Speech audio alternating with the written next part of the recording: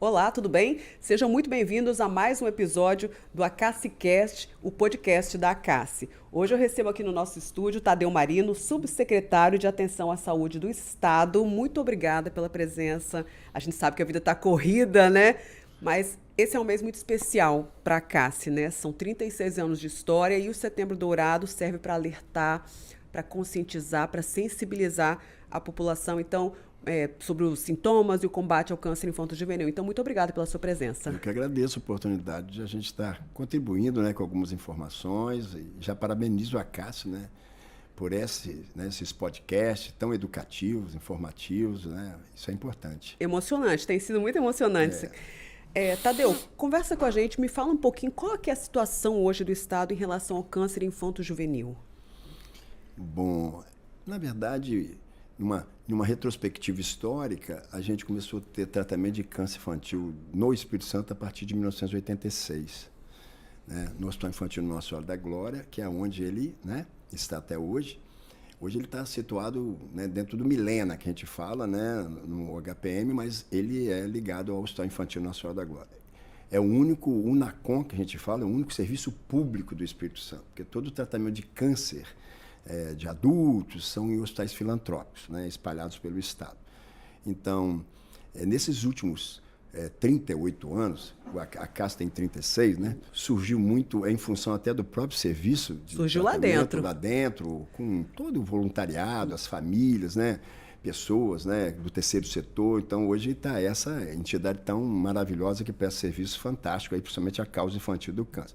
Então, se a gente for fazer uma série, né, de memória histórica, a gente evoluiu, a gente cresceu, qualificou o serviço, apesar de uma estrutura física que não era, né, adequada, que eu falo em termos de modernidade, porque o Hospital Infantil fez 90 anos no ano passado, né? Então, é um hospital muito bem cuidado, apesar da sua estrutura. Mas o que é mais importante é a qualidade dos profissionais que, desde o começo dessa história do tratamento da oncologia infantil no Espírito Santo, né, é muito importante. Então, nós temos aí uma média de entrada de novos pacientes, né, em oncologia de 140, 130 meninos e meninas até 19 anos que, né, entram no nosso serviço. Em qual período? Em um ano, durante um ano. O INCA, o Instituto Nacional de Câncer, que pesquisa, ele projeta, como os outros cânceres de adulto, mas assim, ele projeta cerca de 150 novos casos de câncer por ano infantil. Então, tem suficiência? Hoje nós temos suficiência de leitos no serviço para cuidar dessas pessoas. Em 2020, nós saímos de dentro da estrutura do Hospital Infantil Nossa Senhora da Glória, que a gente chama Hospital do Colina, né, que fica ali em cima, e fomos para dentro do HPM, que é o Hospital da Polícia Militar. Aí nos deu possibilidade, né, de ter um espaço mais qualificado e um maior quantitativo de leitos de oncohematologia, né, que trata as leucemias, né, os linfomas, e enfermarias, hospital-dia, ambulatório.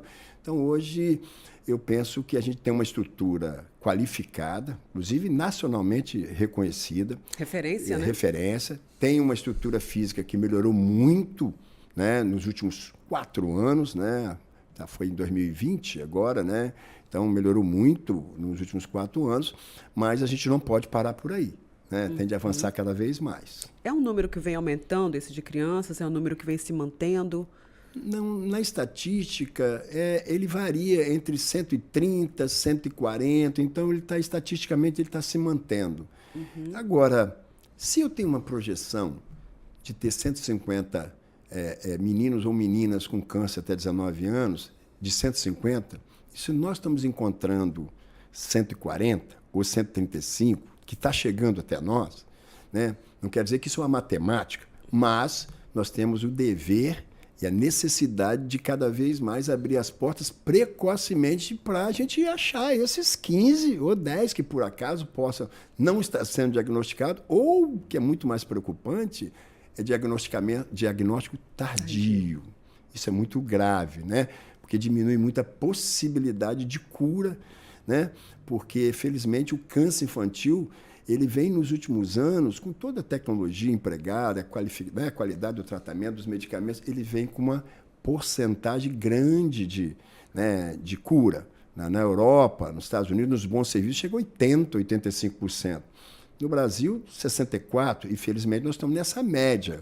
Temos de melhorar? Temos, mas nós estamos na média do Brasil, que a gente coloca 64% de possibilidade de cura para os meninos que entram no tempo, né, exato lá no hospital. A CASSE trabalha muito isso, diagnóstico precoce, com vários programas, a Cassinho na escola, nas empresas, na informação, campanhas premiadas, inclusive. Como que o Estado trabalha nisso, no diagnóstico precoce, que é tão fundamental e faz toda a diferença no tratamento? Bom, é importante, né, lembrar isso, né? Lá em 2012, eu era secretário estadual de saúde e eu lembro da parceria feita, lógico, pelo Hospital Infantil, a CESA, com a CASSE e o Instituto Ronald McDonald. Então, foi um grande projeto maravilhoso do diagnóstico precoce, justamente que a gente fala que iniciou nas 3 santas, que a gente fala, que era Santa Leopoldina, Santa Maria de Itibá e Santa Teresa. Né? E a CASSE vem continuando fazendo esse trabalho, que ele é fundamental. Eu penso e acho que quanto mais nós capacitarmos a atenção primária de saúde, né? Os nossos médicos que estão na ponta, lá nos municípios, e nos últimos anos, principalmente nos últimos 3 anos, a gente ampliou muito a cobertura da atenção primária, o médico de família, que a gente fala, né? Lá nos municípios. Então, aquele que está próximo mesmo, né?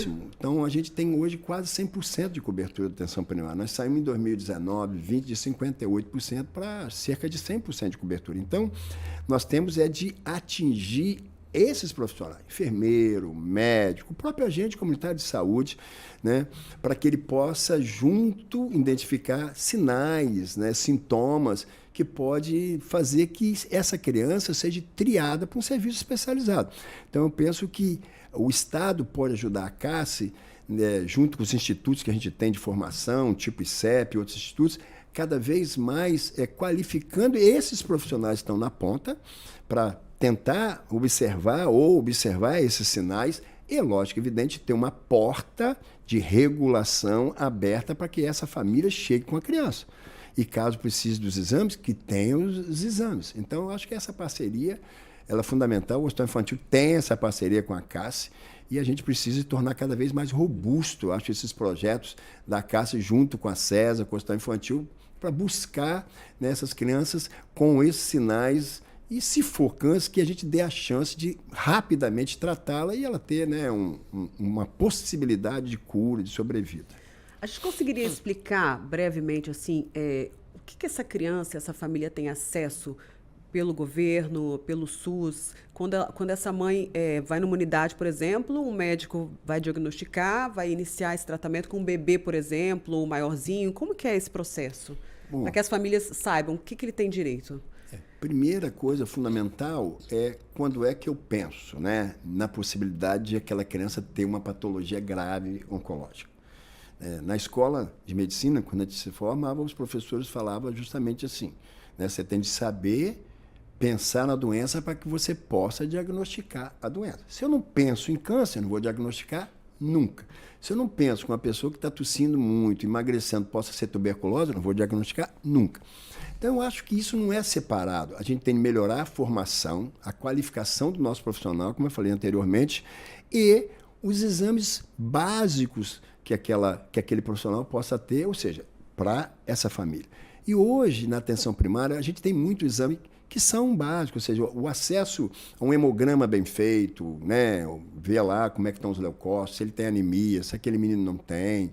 Ou seja, se eu poupar a barriguinha daquele menino e achar que o baço possa estar grande, ou se eu achar uma mancha escura, uma equimose, ou seja, lá um hematoma naquela criança, que eu possa pelo menos iniciar os primeiros exames. Isso, hoje, a família tem acesso a esses exames através da atenção primária. Daí a importância de qualificar esses profissionais, sim, como o senhor falou antecipadamente. E aí, a porta do Hospital Infantil, ela é uma porta muito aberta para isso. Felizmente, né, as crianças que têm quase que uma certeza, não, mas assim, uma forte suspeição de câncer, a porta do Hospital Infantil é muito rápida. Ou entra pela emergência, né, o pronto-socorro, ou até por contato direto na regulação. Então, a gente, felizmente, não tem fila, felizmente, de crianças que estão fortemente, né, com suspeição. E até porque vocês já estão preparados para esse número? Vocês já estão... Sim. A gente, claro, torce para não ter, mas vocês estão preparados para atender esse número. E porque os profissionais, né, a gente tem que sempre ressaltar muito os profissionais, porque, como eu disse, e é reconhecer isso, faz parte da história, né? Mesmo em condições que não eram as ideais, as pessoas foram muito dedicadas. Além do conhecimento científico, técnico desses profissionais, eles também foram muito dedicados, né? Ou seja, né, compraram a briga no bom sentido. Então, com todo o esforço, com toda a movimentação e a sensibilização de todos os governos que passaram, o hospital, o espaço, ele foi melhorando. O acesso a exames mais sofisticados, imunohistológicos, genéticos, né, dentro da genética oncológica, esses PCR molecular, ou seja, exames hoje que tem, as biópsias quando necessário, a imagem, uma tomografia, uma ressonância, um ultrassom. Então, isso hoje nós estamos preparados e o próprio hospital infantil está preparado para fazer isso. Ah, ele não precisa de mais nada? Não, nós precisamos avançar muito, cada vez mais qualificar, né, os nossos serviços. Mas eu vejo que a saúde pública do Espírito Santo, ela tem, né, ela está preparada, né, quando o nosso menino, menina chega no nosso hospital para ser cuidado, para ser tratado, e a gente precisa, de maneira conjunta, uma visão intersetorial de rede, que a gente chama, atenção primária, a regulação, a rede, ampliar cada vez mais os especialistas que são necessários para você cuidar de uma criança com câncer. Os quimioterápicos, os medicamentos que são usados no tratamento de câncer, seja para um adulto ou principalmente uma criança, antes de eu iniciar, por exemplo, eu preciso de ter um cardiologista pediatra. Eu preciso de ter um nefrologista para opinar sobre a função renal daquele paciente. Às vezes, os medicamentos eles são cardiotóxicos, que a gente fala, né?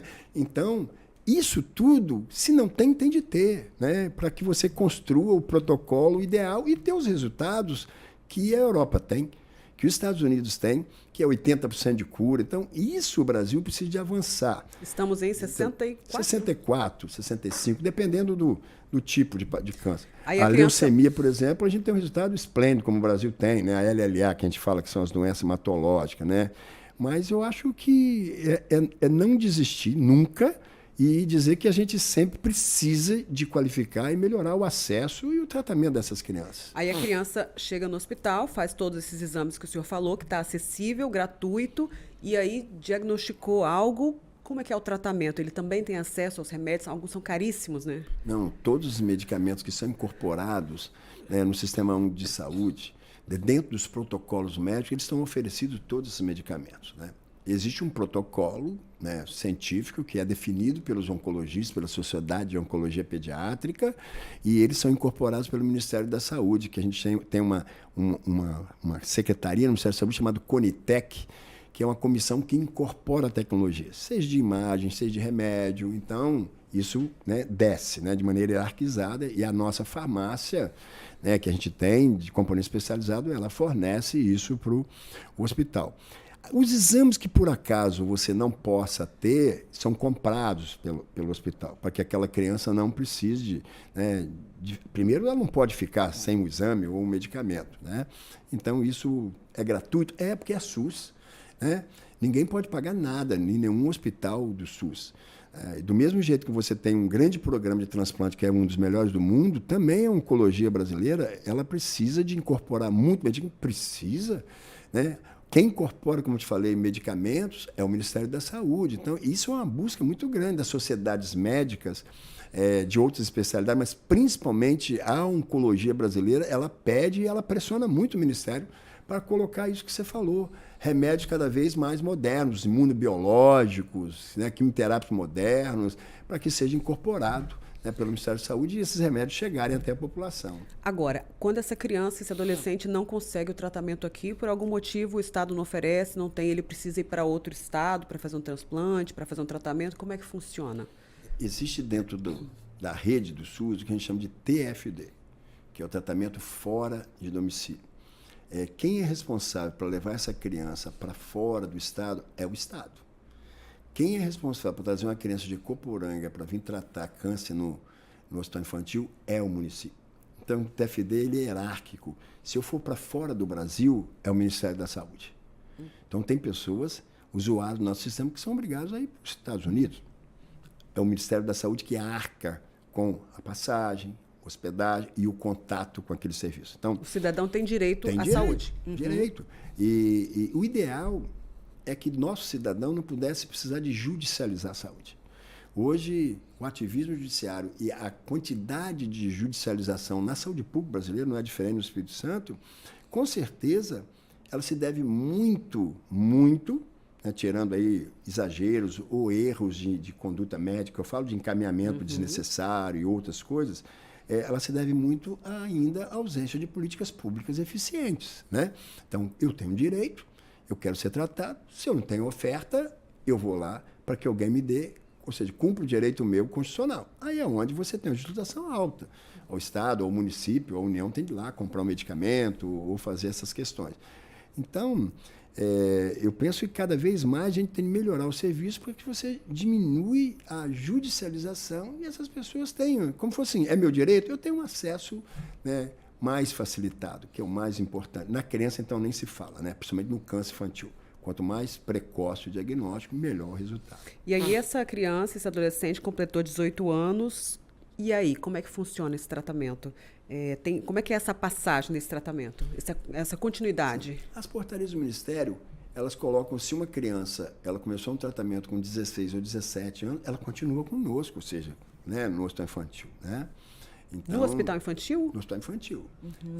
Se você tem alguns procedimentos, vamos colocar cirúrgicos, vamos botar, uma outra coisa chega para nós. Às vezes nós não temos um cirurgião hepático, por exemplo, de fígado, no hospital infantil. Então, essa criança, ou já um adolescente, ele, às vezes, a gente solicita a ajuda de um profissional, né, de um outro serviço que tem a habilidade de fazer aquele procedimento. Mas hoje, no hospital infantil, você tem cirurgião de cabeça e pescoço, cirurgião pediátrico, além dos oncologistas clínicos, enfermeiros especializados, um excelente e qualificado serviço de assistência social, né, que muito da vitória desse serviço se deve às assistentes sociais, né, que são exemplares no cuidado, além das enfermeiras, mas, assim, a assistência social ela é importante. As crianças, infelizmente, como qualquer outra patologia grave, podem entrar em cuidado paliativo. Lamentavelmente, graças a Deus, vem caindo a mortalidade, mas, infelizmente, isso existe.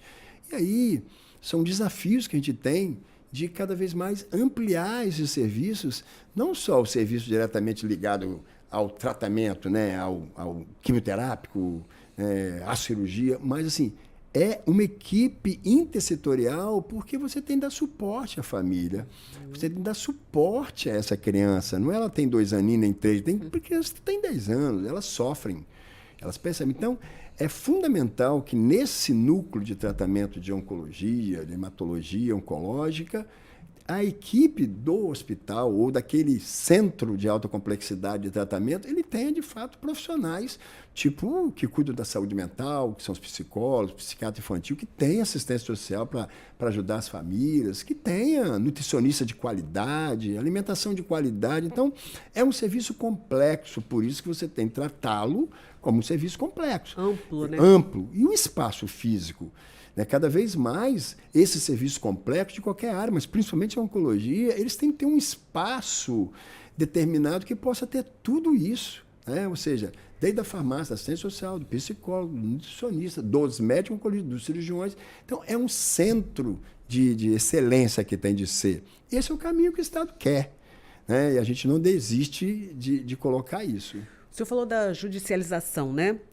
Por conta da emergência, da pressa das famílias, do desespero, muitas causas, né? E aí o senhor citou as políticas públicas, que são fundamentais. De quem é a responsabilidade? De quem parte isso? Como a sociedade pode ajudar nisso? Bem, primeira coisa que a gente tem que entender é que o sistema SUS ele é tripartite. A gente sempre fala como se fosse uma cadeira de 3 pernas. Se eu corto uma perna, não tem cadeira, ela vai cair. Então, existem responsabilidades hierárquicas do Ministério da Saúde, como nós estávamos conversando anteriormente sobre a vacina, mesma coisa. Você tem muitos medicamentos que têm responsabilidade de distribuição do Ministério. Tem medicamentos que o Ministério manda o recurso e a gente compra. Então, eu preciso de que a política de oncologia nacional ela seja discutida, sempre amplamente atualizada, para que essa repercussão tenha qual é a função do Estado, qual a função do município. A maioria dos municípios brasileiros, grande maioria, não tratam oncologia porque não é responsabilidade complexa deles. Não tem como Colatina, por exemplo, ou qualquer município, tem um hospital que vai cuidar de oncologia. Ele não tem recurso para isso, e nem nessa construção hierárquica de responsabilidades definidas, é dele essa responsabilidade. Então, mas isso... se isentar também seria o melhor caminho? Qual? Se Não entendi? Se isentar também dessa Não, responsabilidade? eu acho que ele não tem que se isentar do tratamento, mas ele tem um componente muito grande, como nós falamos lá no começo, de capacitação, de acesso precoce dessas pessoas, de dar suporte à família dessas pessoas. É cada um fazer seu papel, Sim, né? Um reforço nutricional se precisar.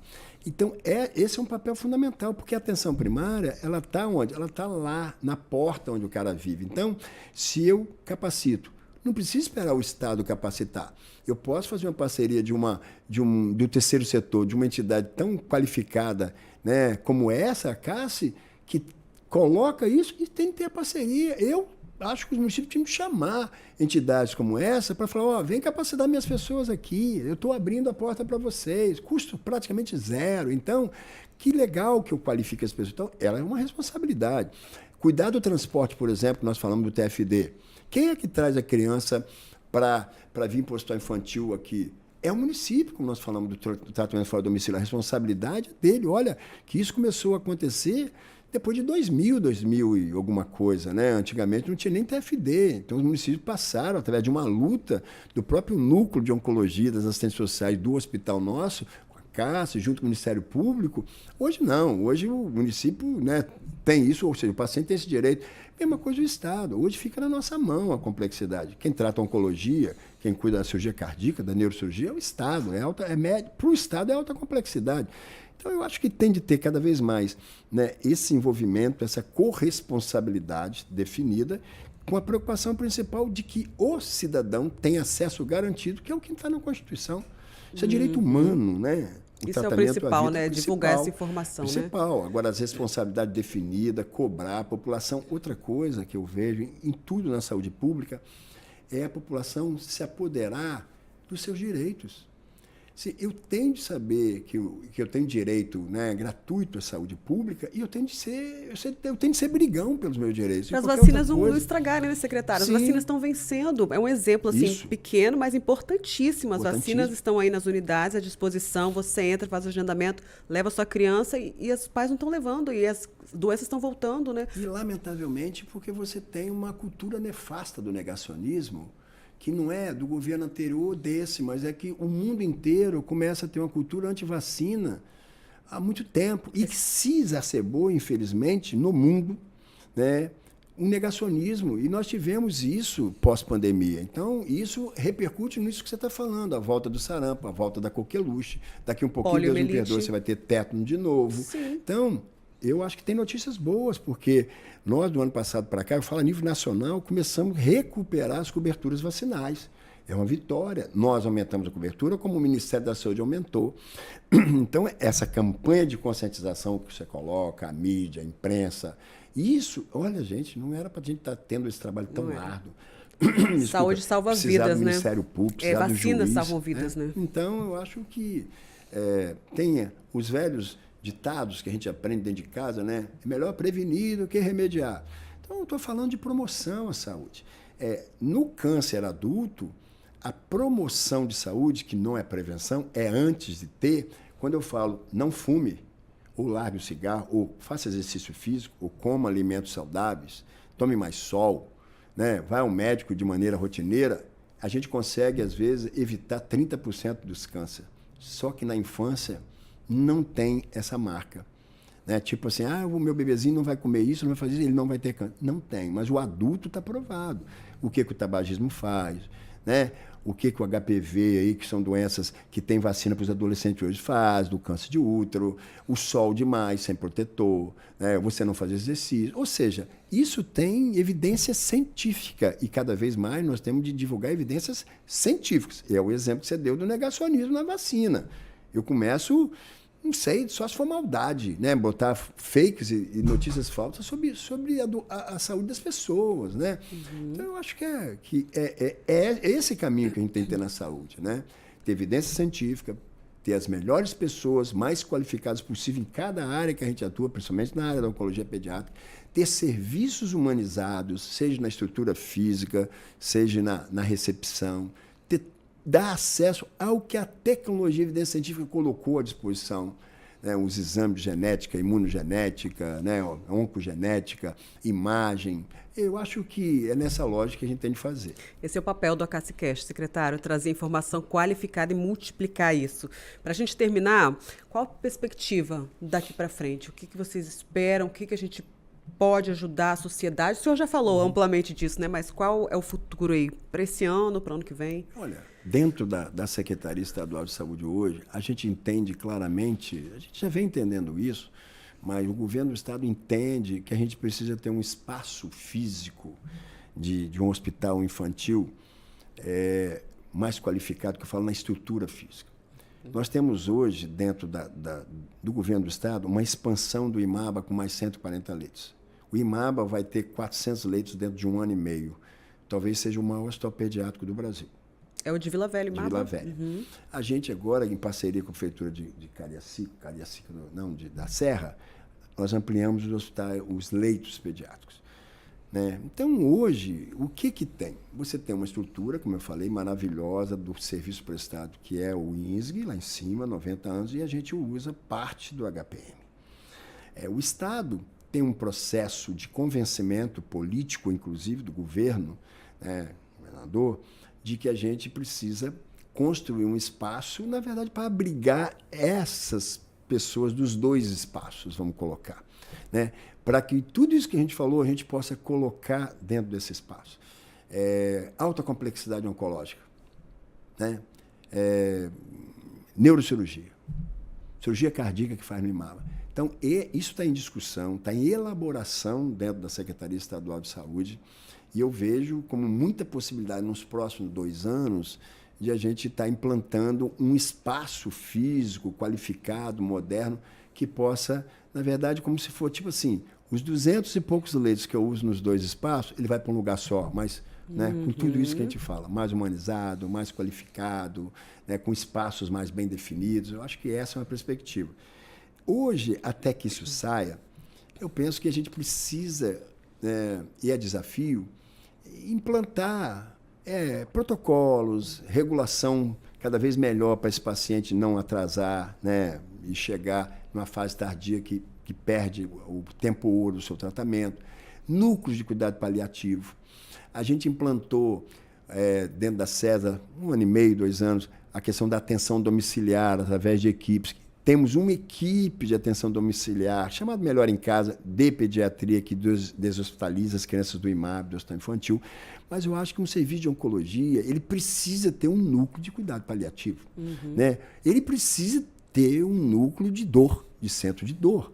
Porque, infelizmente, essas doenças acompanham com muita dor, seja o adulto, seja a criança. Então, eu acho que a gente, além do que está se fazendo, eu acho que os processos que existem precisam ser qualificados. Agora, precisamos de implantar, né, de maneira muito mais rápida, essas questões que vão dar complemento e melhorar o tratamento, né, e o acompanhamento dessas crianças e suas famílias. Secretário, agora sim, para a gente terminar, Setembro Dourado, um mês de conscientização, eu queria que o senhor deixasse uma mensagem para a sociedade, para que ela saiba, que ela entenda, que ela perceba que não é preciso você ter uma criança doente na sua família para você abraçar essa causa, né? Que você pode abraçar com voluntariado, com trabalho, com protocolos, com informação. Deixa esse recado para a gente, por favor. Eu queria falar que eu sou pediatra há 41 anos.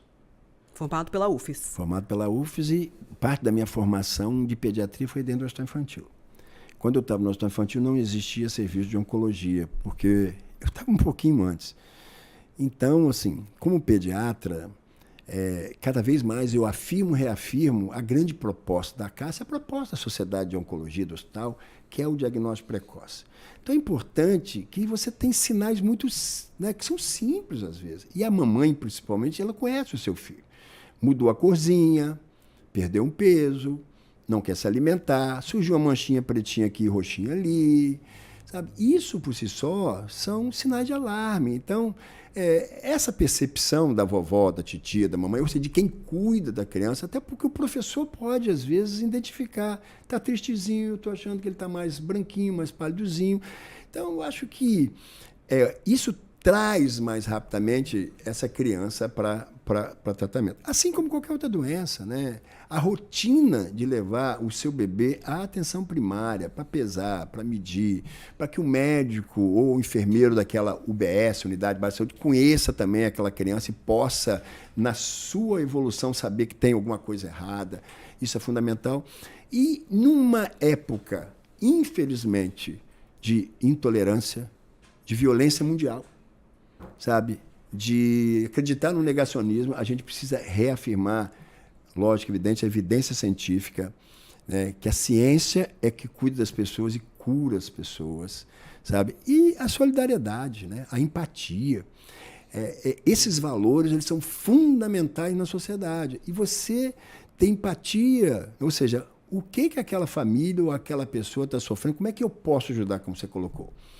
É através do trabalho voluntário, é na igreja, é numa instituição tipo a CAS, é uma família que tem uma pessoa doente, principalmente com câncer, como é que eu posso ser solidário? Eu acho que esses valores são fundamentais, que é a política de paz, né? Eu acho que isso, a saúde precisa disso. E o chamamento é esse, né? E parabenizar a CAS e todos os profissionais, né, nossos, que é um hospital público, como eu falei, é o único NACOM público, de toda a sua história, junto com a CAS, 38, 36 anos de dedicação, eles precisam ser muito parabenizados pela dedicação a essa causa tão nobre, né, tão importante. Verdade. Secretário, muito obrigada pela sua presença, pelas orientações, pela informação. Que Deus continue abençoando o seu trabalho, que dê muita sabedoria. Conte com a Cassi nesse trabalho também, que a gente tenha muitas vitórias, que a gente consiga salvar muitas vidas, né? Ou pelo menos dê todo o aparato, o tratamento, o cuidado que essas famílias e essas crianças precisam e merecem. Obrigada. Conte com a gente. Eu que agradeço a oportunidade. Vocês assistiram mais uma CASSCast com Tadeu Marino, subsecretário de Atenção à Saúde do Estado do Espírito Santo, dando informações relevantes, importantíssimas, principalmente nesse mês de Setembro Dourado, de orientação e de conscientização para os sinais, sintomas do combate ao câncer infanto-juvenil. Fique com a gente, até o próximo. Tchau, tchau.